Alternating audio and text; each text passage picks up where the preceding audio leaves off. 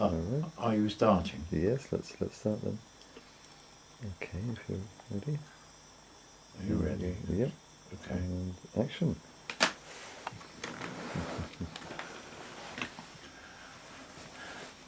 I suppose I really got interested in relationships in the West Riding of Yorkshire. Alec Clegg, my boss there, when I started the West Riding School Museum service, was particularly interested in something called movement.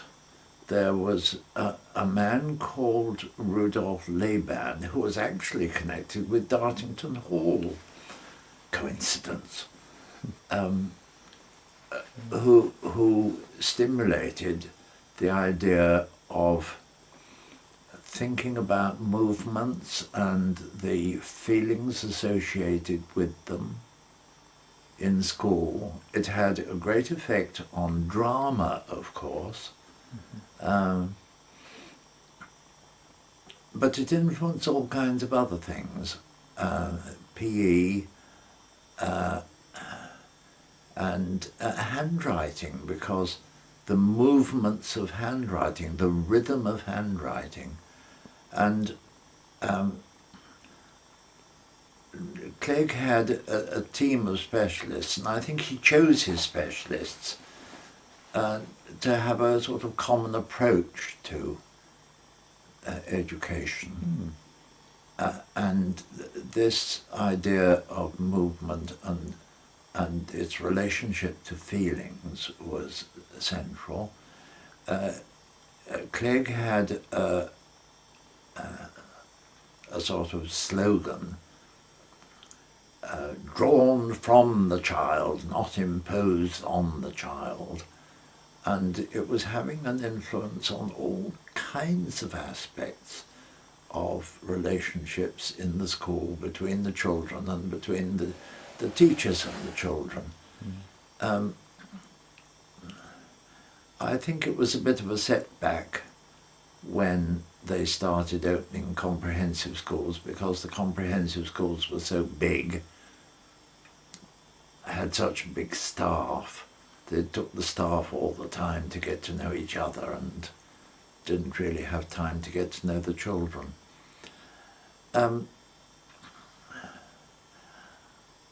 I suppose that influenced what we were talking about the other day. When we went out to Uganda, it was the people who were interested in relationships across cultural boundaries who attracted my attention and aroused my interest, and eventually led to active membership of the University Chapel.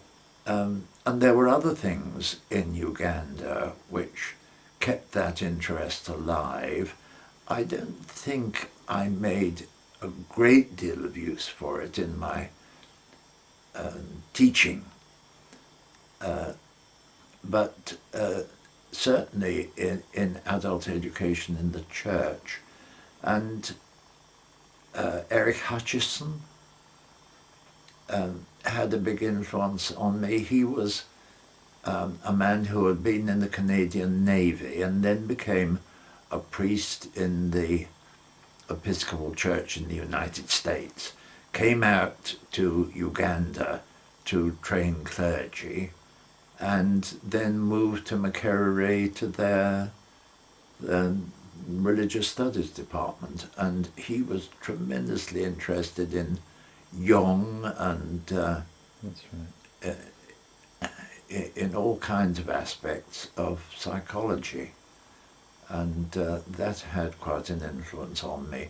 He encouraged me to record my dreams, and there were some dreams in particular that told me something about my own background, dreams about my father and mother, and the fact that my father was a rather uptight, repressed kind of person, and my mother was, who died when I was 9, was more expressive, but held herself back out of respect for her husband. And then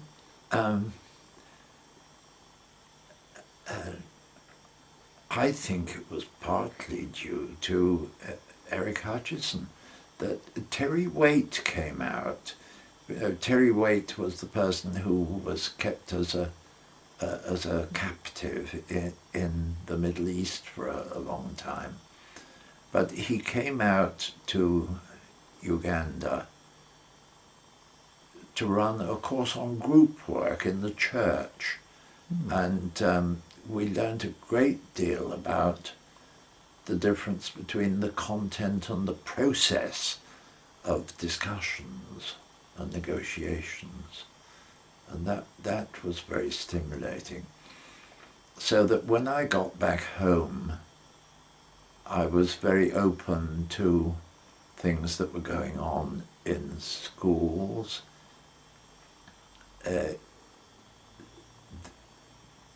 There was, what did they call it, active tutorial work in Lancashire, which was concerned very much with relationships. And the Relate, which used to be called the Marriage Guidance Council, Yes. they had some excellent specialists who ran courses for teachers on personal relationships. Not necessarily connected with marriage at all, just relationships In general. in general. Yeah. And that was good. And then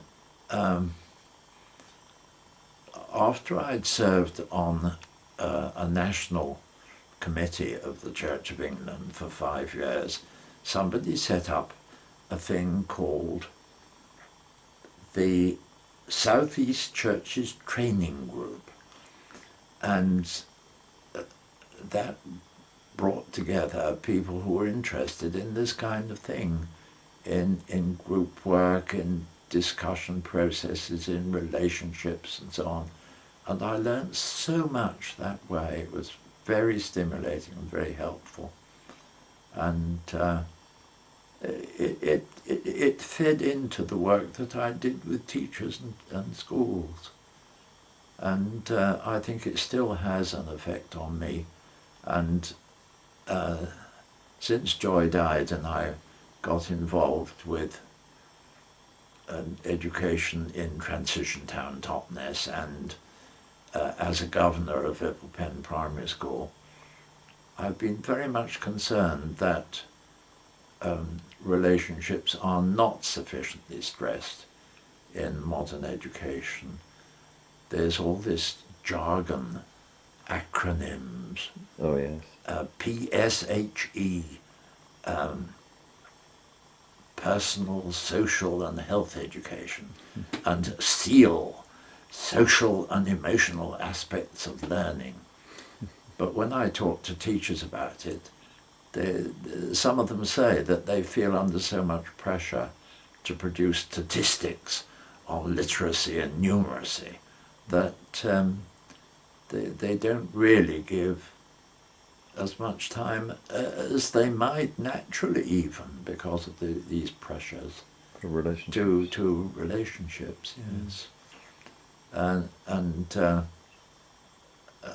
I'm hoping that some of the present realization that bureaucracy has been carried to excess, if people really face that may make a little room for other people to share this interest in relationships and the very important part that relationships and feelings play in human development generally and in education in particular. Thank you.